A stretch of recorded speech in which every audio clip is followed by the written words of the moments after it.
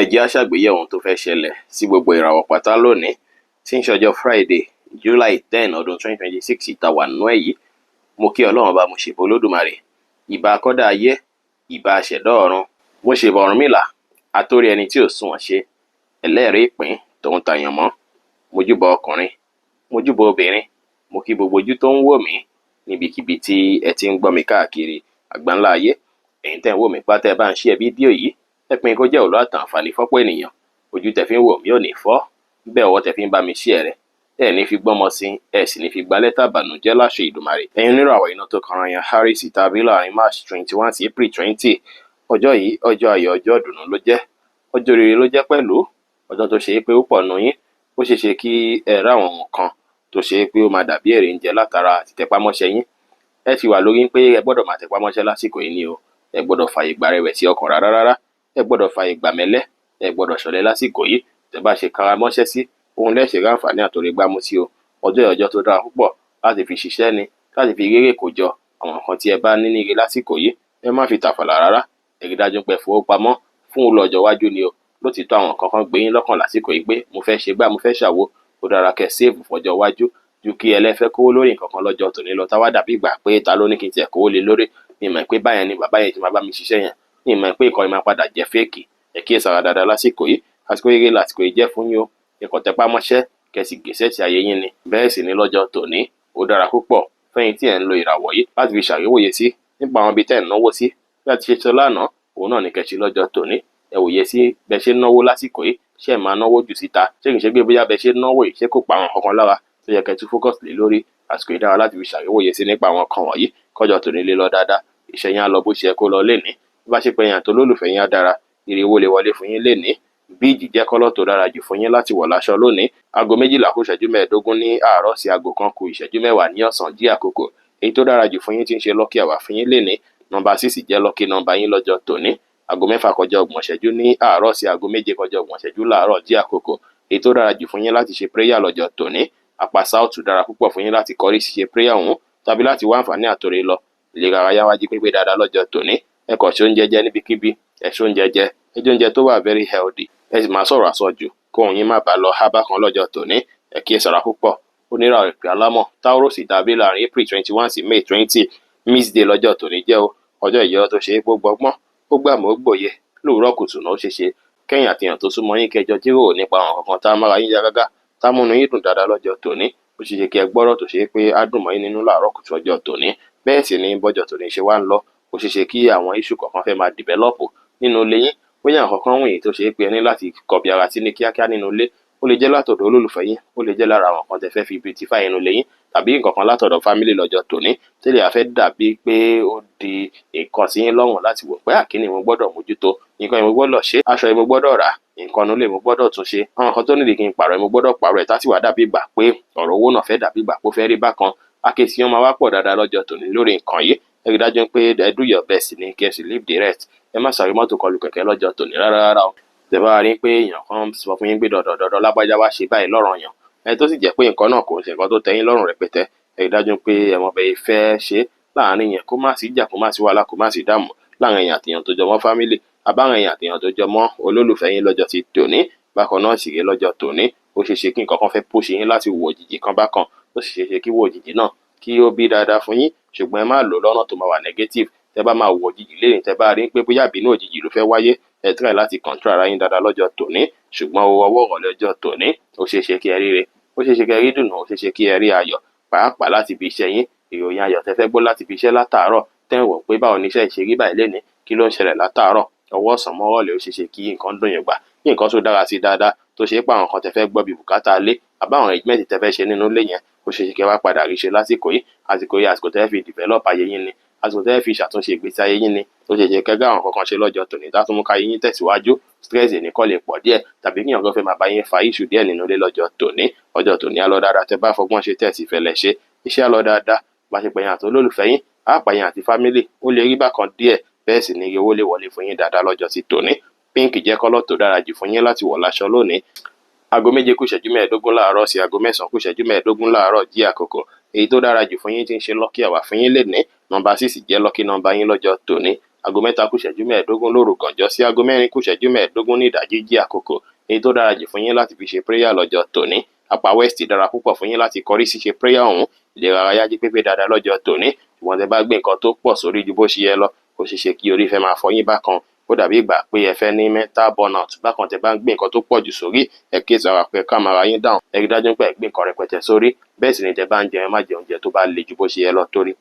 kí páàrì má máa ro yín, kẹ́ kíyèsí ara. Onírọ̀ afẹ́fẹ́ aláwàdà Gemini tàbí láàrin May 21 sí June 21, ọjọ́ yìí ọjọ́ ìdùnnú, ọjọ́ ayọ̀, ọjọ́ oríire ló jẹ́. Kò sí wàhálà rárá lọ́jọ́ tòní látàrí pé gbogbo nǹkan yẹn á lọ bí ó ṣe yẹ kó lọ. Ní pàtàkì gan, ó ṣeé ṣe lọ́jọ́ tòní kí ẹ ní nǹkan kan tí ẹ máa wò níwà tó máa jẹ́ ìwà òjijì lọ́jọ́ ti tòní, tó sì ṣeé ṣe kí ìwà òjijì náà kó bí nǹkan tá tẹ́yín lọ́rùn, tó bí nǹkan tí á bí kí àlàáfíà dé fún yín. Bẹ́ẹ̀ sì lọ́jọ́ tòní ó ṣeé ṣe kí ẹ rí opportunity kan lójijì lọ́jọ́ tòní tó ṣe pé á ràn yín lọ́wọ́ dáadáa, tó máa heal yín. Ó lè ṣe kí jẹ́ pé èèyàn kan ló máa bá yín sọ̀rọ̀ kan lójijì tó ṣe pé á mú kọ́kàn yín tún balẹ̀ pẹ̀sẹ̀, á mú kẹ́ tún wò pé àsìkò yìí má tún dára, ọkàn mi má tún balẹ̀. Ọjọ́ tòní ọjọ́ tó dára púpọ̀ fún yín ni láti fi dájú pé ẹ sunkún sọ́lọ́run lọ́rùn, ẹ ṣe prayer dáadáa, ẹ focus lórí spirituality yín, lórí bí nǹkan yìí fẹ́ yí padà fún yín. Ọjọ́ tòní ẹ ní higher chance láti jẹ́ kí gbogbo nǹkan tí ẹ ń fẹ́ kó di ìtẹ́wọ́gbà o. Bẹ́ẹ̀ sì lọ́jọ́ tòní ẹ rí dájú pé ẹ fi sùúrù àtẹ̀lẹ́ báwọn èèyàn ṣe, ẹ má kú gìrì kanra mọ́yàn. Tẹ́ bá ń rí nǹkan tó jọ mọ́ mood swing lọ́jọ́ tòní, ẹ rí dájú pé ẹ mọ bẹ́ẹ̀ fẹ́ ní self control lé lórí,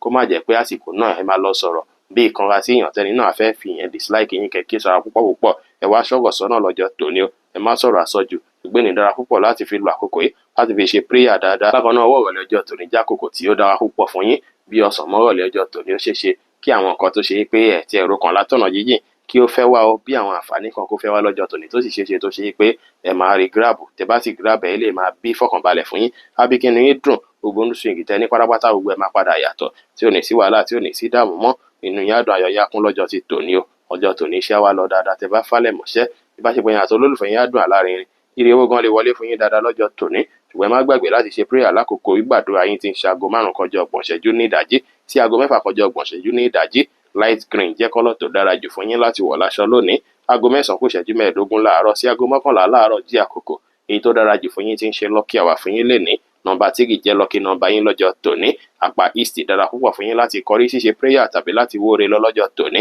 Ìlera ara yín wá jí pépé dáadáa lọ́jọ́ ti tòní o. Ọjọ́ tòní jẹ́ tó ṣe pé ó ṣeé ṣe kí àwọn míì nù yín káwọn kan tó dàbí ẹsẹ̀ ríro àbí kí àtẹ́lẹsẹ̀ kó máa yún yín bákan kó fẹ́ wáyé lọ́jọ́ tòní. Bẹ́ẹ̀ sì ni tẹ́ bá ń rí dájú pé ẹ̀ ń fi sleepy bákan, kẹ́ rí dájú pé ẹ sun oorun ìwọ̀nba díẹ̀, ẹ lè máa mú kára yín tún calm. Bẹ́ẹ̀ sì ni ẹ má expose ara yín sí àwọn nǹkan tó lè bí káìsàn ṣẹlẹ̀ sí yín rárá lọ́jọ́ tòní, kẹ́ kíyèsára. Onírà omi àgbàrá cancer tàbí láàrin June 22 sí July 22, ọjọ́ ìyọjọ́ tó dára ló jẹ́, ọjọ́ rere, ọjọ́ ìdùnnú, ọjọ́ ayọ̀ ló jẹ́ fún yín pẹ̀lú. Ọjọ́ tó ṣe pé àwọn èèyàn àdúgbò tì yín báyìí, wọ́n á support yín báyìí ni. Ẹ máa ráwọn èèyàn fi ṣaṣọ yín, ẹ máa ráwọn èèyàn fi ṣaṣọ ìyẹ́ yín lọ́jọ́ tòní. Owó nǹkan adóyìn gbà, àwọn customer bá yín dúnàdúrà dáadáa, nǹkan á lọ déédéé dáadáa fún yín lọ́jọ́ tòní. Kò ní sí wàhálà, kò ní sí ìdààmú rẹpẹtẹ níbikíbi lọ́jọ́ tòní. Pàápàá lówùúrọ̀ ọjọ́ tòní gan, ó ṣeé pé ẹ máa fi ẹnu polówó nǹkan kan tàbí ẹ máa fẹnu pọ́n ọjà yín lé, àbí kẹ́ sọ̀rọ̀ kan tó ṣe pé ó máa bí opportunity kan fún yín, àbí kẹ́yìn àti ìyànjọ jíròrò lórí nǹkan kan tó ṣe ń pa opportunity. Ẹ lè rí support tẹ́ ẹ fẹ́ látọ̀dọ̀ èèyàn lọ́jọ́ tòní, tí lè máa bí kí ẹ fẹ́ máa jọ̀rọ̀ ẹni náà lẹ́nu pé alágbájá máa try, lágbájá máa ṣe gbálẹ̀ lè, lágbájá máa ṣàwo lọ́jọ́ tòní. Ọjọ́ tó dára lọ́jọ́ tòní jẹ́ láti fi bá gbogbo èèyàn ṣe. Ẹ fi ara yín, ẹ bẹ́ bí ẹ bára ẹ bójú lò mọ̀ ṣe. Tẹ́ bá ètè close ibi iṣẹ́ báwọn ọ̀rẹ́ náà ṣe lọ́jọ́ tòní, ṣùgbọ́n ẹ wá kíyèsára látàrí pàtìkò Mercury retrograde la wà yìí tó ṣe pé ẹni láti máa fi bánú sọ gbogbo ọ̀rọ̀ kan ní kí ẹ máa gbé kalẹ̀ láwùjọ kí lè má bàa affect yín, pàápàá àwọn plan tẹ́ ní kó má bàa dín kó máa sabotage ẹ lè súnmọ́yàn níwọ̀n gbẹ̀fà kí wá jìnnà síyàn níwọ̀n gbèje lọ́jọ́ tòní. Ìyẹn ní pé báwọn ṣe freely pín ní láti set àwọn boundary kankan lọ́jọ́ tòní kó má bàa sí wàhálà, kó má sí ìdààmú. Iṣẹ́ á lọ dáadáa, ìbáṣepọ̀ yín àti olólùfẹ́ yín á dùn àlárinrin. Ire wá wọlé fún yín lọ́jọ́ tòní látara àwọn tó gbàgbà yín ká tàbí látara support wọn. Light blue jẹ́ kọ́lọ̀ tó dára jù fún yín láti wọ̀ láṣọ lónìí. Aago 11 láàárọ̀ sí aago 1 kọjá ìṣẹ́jú 15 ní ọ̀sán jí àkókò èyí tó dára jù fún yín tí ń ṣe lucky hour fún yín lénìí. Nọ́mbà 6 jẹ́ lucky nọ́mbà yín lọ́jọ́ tòní. Àkókò aago 2 lóru gànjọ́ sí aago 1 òru gànjọ́ jí àkókò tó dára jù fún yín láti fi ṣe prayer lọ́jọ́ tòní. South west dára púpọ̀ fún yín láti kọrí ṣíṣe prayer ọ̀hún títí ṣe jẹ́ kẹ́rẹ́ opportunity láti bẹ̀. Ìlera ọyá jí pépé dáadáa lọ́jọ́ tòní. Àwọn nǹkan tó kọ́ lè ṣẹlẹ̀ fún ọ̀pọ̀lọpọ̀ míì nínú yín ó ṣeé ṣe kí àwọn nǹkan bíi oríkèéríkèé ara ríro kó fẹ́ máa wáyé lọ́jọ́ tòní tàbí díẹ̀díẹ̀ àtòtútù kẹ́kí sára lọ́jọ́ tòní. ẹ̀yin oníràwọ̀ iná tó gbóná riri Leo tàbí láàrin July 23 sí August 22 ọjọ́ tó lè rí bákan ló jẹ́ látàrí pé ó ṣeé ṣe kí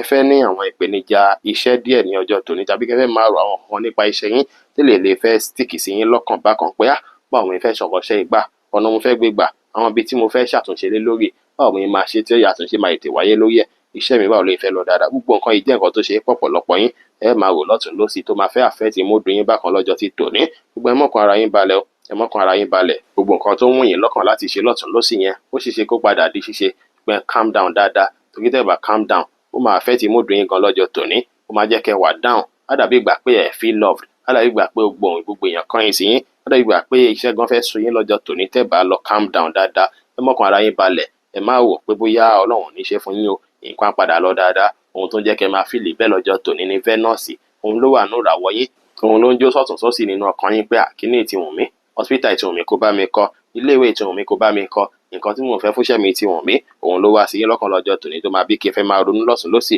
ẹ wulẹ̀ jìnnà sí rònú pátápátá kí ọkọ̀ dúpẹ́ pé ìpapá yín lélẹ̀ ẹ lè rí gbé ẹsẹ̀ yín lélẹ̀ ẹ lè rí gbé ẹ̀mí dẹ̀ sì wà tẹ̀mí bá wà ńkọ́ ìrètí ń bẹ ẹ̀rí dájú pé jìnnà sí rònú lọ́jọ́ tòní o ọjọ́ tòní ló sì tọ́ ọ̀rọ̀ iṣẹ́ yín ló máa lọ́kàn yín ẹ mú báírò kẹwulẹ̀ draft àwọn nǹkan tẹ nílò fún iṣẹ́ náà ẹ draft ẹ̀ jáde nǹkan tẹ nílò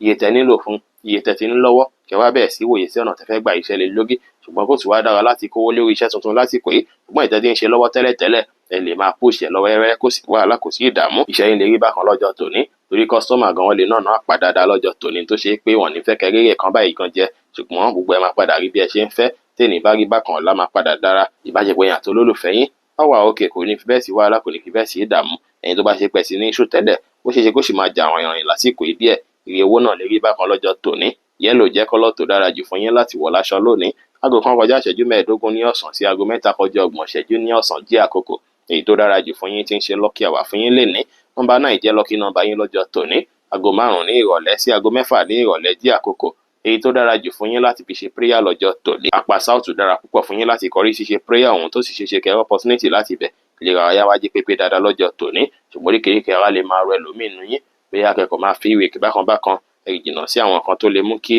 nǹkan ìtúpọ̀ sí bóyá bíi stress rẹpẹtẹ tàbó tútù kẹ́kẹ́ sára èèyàn oníràwọ̀ ìpẹ́ funfun Virgo tàbí láàrin August 23 sí September 22 ọjọ́ yìí ọjọ́ tó dára ló jẹ́ ọjọ́ ìdùnnú ọjọ́ ayọ̀ ló jẹ́ fún yín o ọjọ́ tó ṣe é pé púpọ̀ nù yín ẹ máa rí nǹkan ìdùnnú ẹ máa rí nǹkan ayọ̀ dáadáa ọ̀pọ̀lọpọ̀ nù yín lọ́jọ́ sí tòní àwọn nǹkan tẹ́ ń ti akitiyan lé lórí akitiyan tẹ́ ń ṣe gbogbo ìtiraka tẹ́ ń tiraka nǹkan tẹ́ ń plánù látijọ́ mẹ́ta ọwọ́ ìrọ̀lẹ́ ọjọ́ tòní ó ṣeé ṣe kí ó máa ṣẹ́ẹ̀tì o kẹ́bẹ̀ sí fíìl àwọn kankan bí ìgbà pé nǹkan yóò dáyé pé ó ti ń dára báyìí ọkàn mi ti ń balẹ̀ lórí nǹkan yìí báyìí ọ̀pọ̀lọpọ̀ ẹ lè wáyé fún ọ̀pọ̀lọpọ̀ yín lọ́jọ́ ti tòní bẹ́ẹ̀ sì ni lọ́jọ́ tòní ọ̀pọ̀lọpọ̀ yín ẹ lè gbúrò kèrèkẹ́ dunú kẹ́ gbúrò kèrèkẹ́ yọ lọ́jọ́ tòní èèyàn lè pè yín látọ̀nà jíjìn fún ròyìn ayọ̀ èèyàn lè fẹ́ sẹ́ǹdì nǹkan sí yín látọ̀nà jíjìn ẹ lè ní connection tuntun kan látọ̀nà jíjìn lọ́jọ́ tòní tó ṣe é pé lè máa fẹ́ bí kí ẹ fẹ́ dunú kẹ́ fẹ́ yọ̀ lásìkò yìí àsìkò rere lásìkò yìí jẹ́ fún yín tó àtọ́jọ́ tòní kò ní sí wàhálà kò ní sí ìdààmú ọpọlọ yín á tún jí pépé àwọn ìmọ̀ kan wà tẹ́tí ń fẹ́ mọ̀ gan tó ṣe é pé ẹ máa tún nímọ̀ nípa ẹ̀ tẹ́ máa ní good and deep understanding nípa ẹ̀ támú kọ̀ọ̀kan yín balẹ̀ pé mo ti padà gíráàbù kínní mo ti padà mọ̀ tí wàá máa mú lò fún gbèsè ayé mi báyìí ló kù ó sì jẹ́ pé àwọn kan tẹ́ bá mọ̀ ní ìmọ̀ ó dára kí ẹ mú lò fún gbèsè ayé yín yẹn èyí máa ràn yín lọ́wọ́ á jẹ́ kí nǹkan yín bẹ̀rẹ̀ sí gún régé á sì jẹ́ kí gbogbo ẹ̀ bẹ̀rẹ̀ sí búrẹ́kẹ́ dáadáa ọjọ́ tòní dẹ̀rẹ́ ẹ máa free dáadáa ẹ sì máa ní hope àwọn kankan máa wà tà fún yín ní hope dáadáa lọ́jọ́ tòní ọjọ́ ìsìjọjọ́ tó ṣe púpọ̀ nù yẹn máa brilliance dáadáa tẹ́ máa mọ̀ nǹkan tẹ́ ẹ̀ ń ṣe dáadáa lọ́jọ́ ti tòní iṣẹ́ wa lọ bó ṣe yẹ kó lọ bá ṣe bóyá àti olólùfẹ́ yín á dára ní ti iṣẹ́ yín yẹn gan-an iṣẹ́ yín á búrẹ́kẹ́ dáadáa ọ̀nà àṣẹ àlà fún yín dáadáa lọ́jọ́ tòní púpọ̀ nù yẹn opportunity máa wọlé dáadáa lọ́jọ́ tòní tá a fún yín ní hope tí ò bá tiẹ̀ tí ò wọlé a fún yín ní hope dáadáa ṣùgbọ́n ṣeéṣe kí owó náà wọlé fún yín lọ́jọ́ ti tòní white jẹ́ kọ́lọ́ tó dára jù fún yín láti wọ̀ láṣọ lónìí aago 3 kọjá 30 ìṣẹ́jú ní ọ̀sán sí aago 5 kù ìṣẹ́jú 15 ní ìrọ̀lẹ́ jí àkókò èyí tó dára jù fún yín tí ń ṣe lọ́kì àwà fún yín lénìí nọ́mbà 8 jẹ́ lọ́kì nọ́mbà yín lọ́jọ́ tòní aago 1 kù ìṣẹ́jú 15 lóru gànjọ́ sí aago 2 kù ìṣẹ́jú 15 lóru gànjọ́ jí àkókò èyí tó dára jù fún yín láti ṣe prayer lọ́jọ́ tòní east dára púpọ̀ fún yín láti kọrí ṣíṣe prayer ọ̀hún tó sì ṣe kẹ́ opportunity náà láti bẹ̀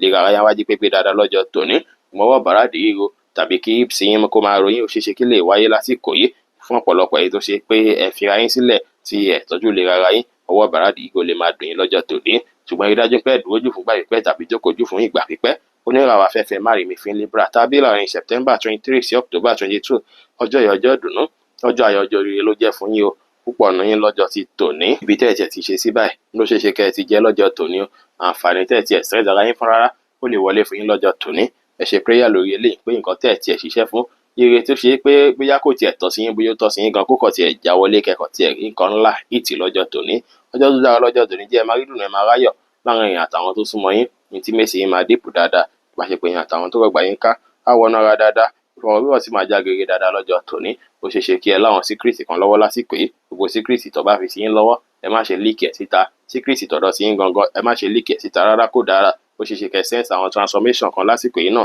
bóyá kẹ́ máa ṣàṣàyàn nípa pé nǹkan báyìí mo fẹ́ pàtì nǹkan báyìí mo fẹ́ mójútó táwọn kí gbèsè ayé mi tún yí padà ó ṣeé ṣe lọ́jọ́ tòní kẹ́rẹ́ àwọn yípo padà kọ̀ọ̀kan wo pàtàkì tí wọ́n tẹ bá wá lè sà lórí pé káyé yín lè yí padà níbi èròǹgbà ni níbi ìrònú ni níbi ìgbésẹ̀ ni gbogbo ẹni kẹrí dájú pé ẹ ṣe káyé yín lè yí padà kọ́kọ́ yín lè balẹ̀ ọjọ́ tó dára lọ́jọ́ tòní jẹ́ fún yín o ìbáṣepọ̀ yín àti olólùfẹ́ yín á dùn àlárinrin ìbáṣepọ̀ yín àtàwọn oníbàárà yín náà á wà òkè dáadáa gbòǹkó á lọ sòsé ẹ̀yin tó ṣe pé ẹjọ́ ẹ ti partner pẹ̀lú yàn tẹ́lẹ̀ ó ṣeé ṣe lásìkò yìí kí partnership náà kí ó bí nǹkan ọ̀rọ̀rùn ṣùgbọ́n ẹ̀yin tó ṣe pé èèyàn tuntun wá sọ fún yín pé jápájá jájọ dà kankan papọ̀ lọ́jọ́ tòní ẹ má ṣe try ẹ̀ rárá ìyẹn ò dára rárá o kó má jẹ́ pé ẹni náà máa fẹ́ ba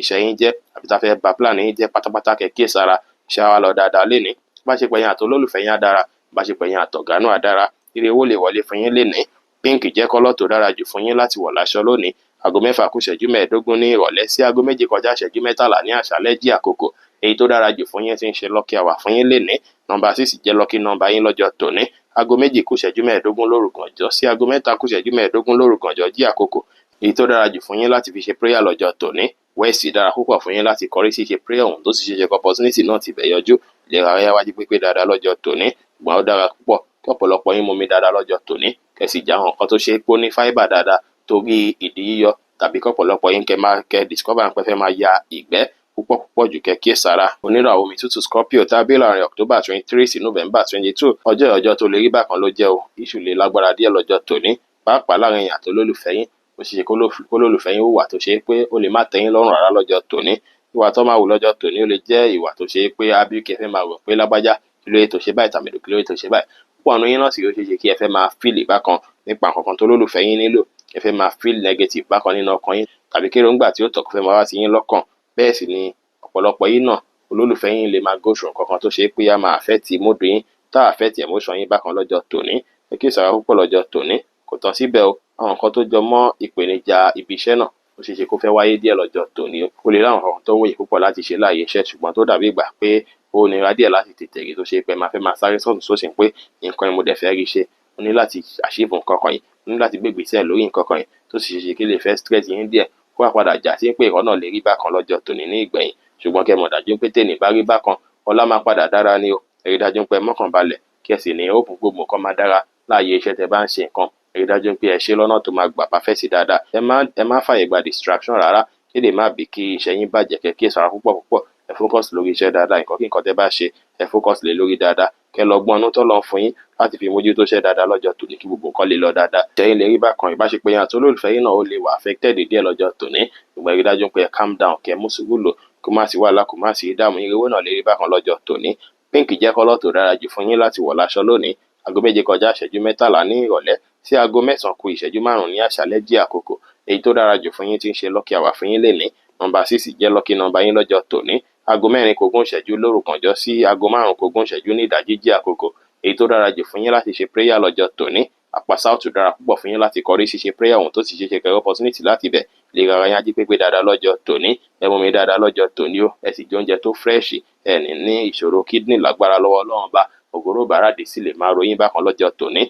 ẹ dájú pé tọ́jú lè rárá yín dáadáa lọ́jọ́ tòní ẹ̀yin oníràwọ̀ iná àtùpà Sagittarius tàbí láàrin November 23 sí December 22 ọjọ́ ìyọjọ́ dùnú ọjọ́ àyọjọ́ rere ló jẹ́ fún yín ọjọ́ tó ṣe é pé ẹ máa fẹ́ bísí òpọ̀ pẹ̀lú àwọn kankan nínú láìfù yín tẹ́ máa arrange ni ṣùgbọ́n bísí yẹn ṣe ṣe kó dire bísí yẹn ṣe ṣe kó dowó lọ́jọ́ tòní ẹ rí dájú pé ẹ fi ní gé sẹ́ẹ̀tì àwọn kankan nínú láìfù yín ẹ fi ní plan dáadáa ẹ wá gbọ́dọ̀ kò ní méjì gbọ́n náà lẹ́ẹ̀kan ṣoṣo kò sí bẹ́ẹ̀ bísí tó ẹ gbọ́dọ̀ ní ẹ̀ ṣe nǹkan méjì papọ̀ ẹ rí dájú pé ẹ ṣe kan tó fẹ́ tó bọ́ sórí ìkànnì bẹ́ẹ̀ sì lè fojú ẹgbẹ́ kan wò lè rárá yín lọ́jọ́ tòní aṣọ báyìí náà lánàá ẹ kíyèsára pẹ̀lú àwọn nǹkan tẹ́ máa jẹ torí inú rírun lọ́jọ́ tòní kẹ́ kíyèsára púpọ̀ nínú yín kò fi bẹ́ẹ̀ dára kẹ́ jẹ tinú ẹran rẹpẹtẹ lásìkò yìí. Ọ̀pọ̀lọpọ̀ nínú yín lọ́jọ́ tòní gbogbo nǹkan yín á lọ bó ṣe yẹ kó lọ, tẹ́ bá plan dáadáa, tẹ́ gèsẹ́ẹ̀tì ẹ̀ dáadáa, tí ẹ̀ rush ju bó ṣe yẹ lọ, tẹ́ sì fààyè gba distraction. Bákan náà ẹ gbọ́dọ̀ procrastinate. Nǹkan tó bá yẹ kẹ́ mú kúrò ẹ mú kúrò kíákíá, nǹkan tó bá yẹ kẹ́ fi kún kẹ́ fi kún kíákíá, kí gbogbo ẹ̀ lè dìrọ̀rùn, kí gbogbo ẹ̀ lè dára, iṣẹ́ yín á lọ dáadáa, ìbáṣepọ̀ yín àti olólùfẹ́ yín á dára, ire owó lè wọlé fún yín lénìí pẹ̀lú. Lavender jẹ́ kọ́lọ̀ tó dára jù fún yín láti wọ̀ láṣọ lónìí. Aago 9 kù ìṣẹ́jú 5 ní àṣálẹ́ sí aago 11 kù ìṣẹ́jú 10 ní àṣálẹ́ jí àkókò èyí tó dára jù fún yín tí ń ṣe lucky hour fún yín lénìí. Nọ́mbà 8 jẹ́ lucky nọ́mbà yín lọ́jọ́ tòní. Aago 5 kù ogún ìṣẹ́jú ní ìdájí sí aago 6 kù ogún ìṣẹ́jú ní ìdájí jí àkókò èyí tó dára jù fún yín láti ṣe prayer lọ́jọ́ tòní. East dára púpọ̀ fún yín láti kọrí sí ṣe prayer ọ̀hún tó sì ṣeéṣe kẹrìíre láti bẹ̀ lè rárá yá jí pépé dáadáa lọ́jọ́ tòní. Ṣùgbọ́n bí nǹkan bí inú rírun ó ṣeéṣe kó wáyé fọ́pọ̀ mí inú yín lọ́jọ́ tòní kẹ́ sára. Oníràwọ̀ èròpele eruku Capricorn tàbí láàrin December 23 sí January 19 ọjọ́ yìí ọjọ́ tó dára ló jẹ́, ọjọ́ oríire, ọjọ́ ìdùnnú, ọjọ́ ayọ̀ ló jẹ́ fún yín pẹ̀lú. Ọjọ́ tó ṣe pé gbogbo nǹkan tẹ́ bá fọwọ́ bá dùn fún yín, tẹ́ bá gẹṣin inú yín kò lè kọsẹ̀ lọ́jọ́ tòní pẹ̀lú àwọn nǹkan ìdùnnú àti nǹkan ayọ̀ tẹ́ máa rí lọ́jọ́ tòní. Gbogbo nǹkan yá lọ bó ṣe kó lọ léni o, pàápàá lọ́wọ́ ìrọ̀lẹ́ ọjọ́ tòní ó ṣeéṣe kí ẹ ríre gbámú, kẹ́ríre owó kan gbámú, kiri owó kan wọlé fún yín lọ́jọ́ tòní tó ṣe pé ẹ máa achieve ẹ̀ dáadáa, tó sì ṣeéṣe kí owó èkó jẹ́ nǹkan tó ṣe pé ayé story yín padà, tó ṣe pé bóyá ẹ ti ń ronú nípa nǹkan kan látàárọ̀ tó ṣe ń pé nǹkan ìlú máa wáyé pò yín láti jẹ́ kọ́kàn yín tún balẹ̀ pẹ̀sẹ̀. Ọjọ́ ìwògbò nǹkan tẹ́ bá ṣe pátá láwọn èèyàn máa gbà tiẹ̀. Ìtẹ́ bá lò àdùn, ìtẹ́ bá lé ẹ máa bá, ìtọ́wọ́ yín bá tẹ́ bá ń fà bá ìwọ yín máa tó láṣẹ lọ́wọ́ Ọlọ́run bá lọ́jọ́ ti tòní. Ẹ máa gbéraga rárá o, táwọn èèyàn bá ń gbà tí yín lọ́tùn lósì, ẹ rí dájú pé ẹ fi gbéraga kún, ẹ sì fi jọra ẹni lójú kún, ẹ calm down kẹ́ ní ìrẹ̀lẹ̀ dáadáa, kí ni lè lọ bó ṣe yẹ kó lọ. Ó ṣe ṣe lọ́jọ́ tòní gan tẹ́ bá ṣe dáadáa sáwọn èèyàn, pàápàá iṣẹ́ tẹ̀ ń ṣe tẹ́ ṣe lọ́nà tó gbà wà perfect, tẹ́ lo talent yín, tẹ́ lakìtìyàn yín lé lórí. Ó ṣe ṣe kí wọ́n fẹ́ reward yín, ó ṣe ṣe kẹ́ fẹ́ ráǹfààní láti fi iṣẹ́ lọ́jọ́ ti tòní, tó sì jẹ́ pé nígbẹ̀yìn gbẹ̀yìn gbogbo ẹ lọ bó ṣe yẹ kó lọ. Bá ṣe gbẹ̀yìn àtàwọn ọmọ ọgbọ́n àdùn alárin yín lọ́jọ́ tòní. Ó ṣe ṣe kí ẹ fojú gan ní ọmọ kan lọ́jọ́ tòní tó ṣe ọjọ́ mẹ́ta tẹ́ ti ríra, tó ṣe pé ó láwọn kan tẹ́ dìjọ sọ tó ṣe pé amú kórè yín wú, amú kí inú yín dùn, amú káyọ̀ yín kún lọ́wọ́ lọ́jọ́ tòní. Iṣẹ́ á lọ bó ṣe yẹ kó lọ, bá ṣe gbẹ̀yìn àti olólùfẹ́ yín á dára, ire owó lè wọlé fún yín lọ́jọ́ tòní. Aago 5 ní ìrọ̀lẹ́ sí aago 6 ní ìrọ̀lẹ́ jí àkókò èyí tó dára jù fún yín tí ń ṣe lucky hour fún yín lénìí. Góòdù jẹ́ lucky kọlọ̀ yín lọ́jọ́ tòní. Nọ́mbà 9 jẹ́ lucky nọ́mbà yín lọ́jọ́ tòní. Aago 3 kù ogún ìṣẹ́jú ní òru gànjọ́ sí aago 4 kù ogún ìṣẹ́jú lóru gànjọ́ jí àkókò èyí tó dára jù fún yín láti fi ṣe prayer lọ́jọ́ tòní. Àpá náà ti dára púpọ̀ fún yín láti kọrí sí ṣe prayer ọ̀hún lè rọra yá wájú pépé dáadáa lọ́jọ́ ti tòní. Ṣùgbọ́n rí dájú pé ẹ ṣe exercise, ẹ sì jìnnà sí àwọn bad news pátápátá àbí nǹkan tó lè ṣọ́ọ̀kì yín bákan torí ìlera ara yín. Oníràwọ̀ afẹ́fẹ́ oníbínú Aquarius tàbí láàrin January 20 sí February 18 ọjọ́ tó dára ló jẹ́, ọjọ́ tó tún lè rí bákan ló jẹ́. Mixed day lọ́jọ́ tòní jẹ́ fún yín, tó ṣe pé ó ṣeéṣe nínú ilé kẹ́ fẹ́ go through àwọn kankan ní òwúrọ̀ ṣáájú títí di bí ọwọ́ ọ̀sán mọ́ ìrọ̀lẹ́, tó ṣe pé ẹ máa láwọn kankan tá máa mú yín lọ́kàn bí ìgbà pé ẹ ní láti kọbi ara sí dáadáa nínú ilé. Ó lè jẹ́ bùkátà, ó lè jẹ́ tuntun léṣe, ó lè jẹ́ àwọn nǹkan míì tó ṣe pé máa fẹ́ ṣe nínú ilé tàbí láàrin yín àti family member kan kí issue kan fẹ́ wáyé láàrin yín láti àárọ̀ títí bí ọwọ́ ọ̀sán mọ́ ìrọ̀lẹ́. Ṣùgbọ́n narrative yẹn máa wá ṣèyí tó bá máa fi di ọwọ́ ọ̀sán mọ́ ìrọ̀lẹ́, tó ṣe pé ọkàn yín máa wá padà balẹ̀ pẹ̀sẹ̀, tó ṣe ṣe kó ṣe pé àwọn nǹkan tí yóò dàbí òkè ní ọkàn yín látàárọ̀ máa padà di pẹ̀tẹ́lẹ̀ lọ́wọ́ ìrọ̀lẹ́. Gbogbo ẹ̀ wá calm, tọkàn tí yín á balẹ̀, tí inú yín á dùn, táyọ̀ yín á kún. Ọjọ́ tòní dára láti fi ṣe dáadáa sí family, láti fi rí dájú pé ẹ ṣàtúnṣe àwọn nǹkan tó bá yẹ kẹ́ túnṣe nínú ilé àbí nínú family. Wọn bùkátà tó bá yọjú kẹ́ rí dájú pé ẹ ṣe prayer lé lórí, kẹ́ sì ṣàkíyèsí lé lórí kí gbogbo ẹ̀ lè dè rọrùn lọ́jọ́ ti tòní. Ẹ̀yin tẹ̀yìn iṣẹ́ láti ilé ẹ máa rí jájẹ dáadáa lọ́jọ́ tòní o. Ó ṣe ṣe pọ̀pọ̀lọpọ̀ yín kẹ́ sẹ́ǹsì yípo padà kan lọ́wọ́ ìrọ̀lẹ́ ọjọ́ tòní táfẹ́ dàbí ìgbà pé ó dàbí pé ayé mi ti ń yé padà, ó dàbí pé nǹkan ìtúsí ń wà òkè dáadáa lọ́jọ́ ti tòní. Iṣẹ́ yín á lọ bó ṣe yẹ kó lọ lénìí, kò sí wàhálà níbi iṣẹ́ rárá. Ìbáṣepọ̀ àti olólùfẹ́ yín kàn lè rí bákan lọ́jọ́ tòní. Bẹ́ẹ̀ sì ni ire owó lè wọlé fún yín lọ́jọ́ tòní. Ṣùgbọ́n àwọn nǹkan tá a sọ ṣáájú yẹn rí dájú pé ẹ tẹ̀lé. Light blue jẹ́ kọ́lọ̀ tó dára jù fún yín láti wọ̀ láṣọ lónìí. Aago 10 kù ìṣẹ́jú 15 láàárọ̀ sí aago 11 kù ìṣẹ́jú 15 láàárọ̀ jí àkókò èyí tó dára jù fún yín tí ń ṣe lucky hour fún yín lénìí. Nọ́mbà 6 jẹ́ lucky nọ́mbà yín lọ́jọ́ tòní. Aago 5 kọjá 30 ìṣẹ́jú ní àárọ̀ sí aago 6 kọjá 30 ìṣẹ́jú láàárọ̀ jí àkókò èyí tó dára jù fún yín láti fi ṣe prayer lọ́jọ́ tòní. Àpá náà ti dára púpọ̀ fún yín láti kọrí sí ṣe prayer ọ̀hún lè ra ayájí pépé dáadáa lọ́jọ́ tòní. Ṣùgbọ́n bí àyà dídùn ó lè wáyé fọ́pọ̀lọpọ̀ mí inú yín, ẹ má ronú àròjù rárá, ẹ sì jìnnà sí nǹkan tó tutù bí ó ṣe yẹ lọ. Bẹ́ẹ̀ sì ni jìnnà sáyẹ̀ká bíi tí ó ṣe pé orú ti pọ̀jù bó ṣe yẹ lọ kó má bàa fa shallow breathing lọ́jọ́ tòní. Oníràwọ̀ mi tí kì í ru Pisces tàbí láàrin February 19 sí March 20 ọjọ́ yìí ọjọ́ ìdùnnú, ọjọ́ ayọ̀, ọjọ́ ire ló jẹ́. Ọjọ́ tó ṣe pé fọ̀rọ̀wérọ̀ láàrin àtàwọn èèyàn ajagere dáadáa, ọ̀rọ̀ ẹni yìí sì ń fìdí múlẹ̀ lọ. Ohun tẹ́ bá fẹnu pàṣẹ lọ́jọ́ tòní ó ṣe ṣe kí ó bọ́ sí, ó ṣe ṣe kó fìdí múlẹ̀. Àwọn èèyàn àgbà ti ń dára lọ́jọ́ tòní. Èyí dára púpọ̀ láti fi ẹnu yanjú àwọn nǹkan tó dàbí àwọ̀ láwọn èèyàn àtèèyàn lásìkò yìí. Ẹni tẹ́ ẹ̀ wò pé bóyá ìbáṣepọ̀ yín ò fi bẹ́ẹ̀ gún régé tẹ́lẹ̀, ẹ lè fi ẹnu yanjú àwọn kankan lásìkò yìí tó ṣe pé bí kí ìbáṣepọ̀ yín tún gún régé dáadáa. Àsìkò yìí dára púpọ̀ láti fi polówó ọjà yín, ẹ polówó dáadáa, ẹ gbọ́jà yín sórí gẹ́gẹ́, kẹ́ gbé káàkiri pé lágbájá wá bá mi rà, tàmẹ̀dù wá bá mi dúnàdúrà lé lórí, tó sì ṣeé ṣe kí eléyìí bí àǹfààní dáadáa fún yín ní orí ọjà yín lọ́jọ́ tòní. Ọjọ́ ìjọ tó ṣe kó tún dára púpọ̀, kẹ́ fẹ́nu pàṣẹ nǹkan dáadáa sínú life yín, kẹ́ create time láti ṣe prayer pàápàá lákòókò gbígbàdúrà yín tí ń ṣe aago 4 kọjá 30 ìṣẹ́jú ní ìdájí sí aago 5 kọjá 30 ìṣẹ́jú ní ìdájí, kẹ́ fi ṣe prayer dáadáa, kẹ́ fi béèrè nǹkan tẹ́ ẹ̀ ń fẹ́. Ẹnu àṣẹ yẹn ó ṣeé ṣe kí nǹkan tí ẹ̀ ń fẹ́ yẹn kí ó di nǹkan tọ́lọ́run máa fòun tẹ̀lú lọ́jọ́ tòní. Ìyẹn dára púpọ̀ fún yín láti fi opportunity lọ́tùn lósì. Ẹ lè béèrè ìrànlọ́wọ́ lọ́wọ́ ẹnikẹ́ni lọ́jọ́ tòní, kò sí wàhálà, kò sí ìdààmú. Wọ́n wá sọ̀rọ̀ èèyàn láì dá lọ́jọ́ tòní, ẹ sì jìnnà sọtí mímu, kó má jẹ́ pé gbogbo secret yín lẹ máa sọ jáde tán. Bẹ́ẹ̀ sì ni ẹ má finú tọ́yàn ju bó ṣe yẹ lọ lọ́jọ́ tòní, kẹ́ kíyèsára, iṣẹ́ á lọ bó ṣe yẹ kó lọ. Bá ṣe pé yín àti olólùfẹ́ yín á dára, ire owó gan lè wọlé fún yín lọ́jọ́ tòní. Àárín àtàwọn ẹ̀gbọ́n àtàbúrò yín náà gún régé lọ́jọ́ tòní, ó sì ṣeé ṣe kẹ́ láwọn kọ̀ọ̀kan tó ṣe pé ẹ máa bára yín sọ lọ́jọ́ tòní. Bóyá fún development kan nínú family yín ni. Cream jẹ́ kọ́lọ̀ tó dára jù fún yín láti wọ̀ láṣọ lónìí. Aago 6 ní ìrọ̀lẹ́ sí aago 7 ní àṣálẹ́ jí àkókò èyí tó dára jù fún yín tí ń ṣe lucky hour fún yín lénìí. Nọ́mbà 3 jẹ́ lucky nọ́mbà yín lọ́jọ́ tòní. Apá Southwest dára púpọ̀ fún yín láti kọrí sí ṣe prayer lọ́jọ́ tòní. Ìràwáyá wájú pípé dáadáa lọ́jọ́ tòní. Apá ríro, ọrùn ọwọ́ ríro, àwọn nǹkan bẹ́ẹ̀ lè wáyé lọ́jọ́ tòní. Ẹ má táìbù ju bó ṣe yẹ lọ, ẹ má stress ara yín ju bó ṣe yẹ lọ. Ẹ sì jìnnà sí smoke, kó má bàa affect lung yín, kó má bí kàtà, kó má bí kẹ́ máa sín lọ́jọ́ tòní. Kẹ́ kíyèsára bí ó ṣe jẹ́ nìyẹn fún gbogbo irúfẹ́ ìràwọ̀ méjìlá tó wà pátá. Ẹ̀yin tẹ́ ń wò mí pátá, ẹ má gbàgbé pé Ọlọ́run bo Olódùmarè nìkan lọ́ba tó ní ìmọ̀ jùlọ. Ẹ̀yin tẹ́ fẹ́ ṣèwádìí onírúurú láǹfààní àti kàn sí wa ní WhatsApp 09033897161. Ire gbogbo ajẹ́ tiwa lónìí, lọ́sẹ̀ yìí, lóṣù yìí àti ní gbogbo ọjọ́ ayé wa láṣẹ Èdùmàrè. Ire o.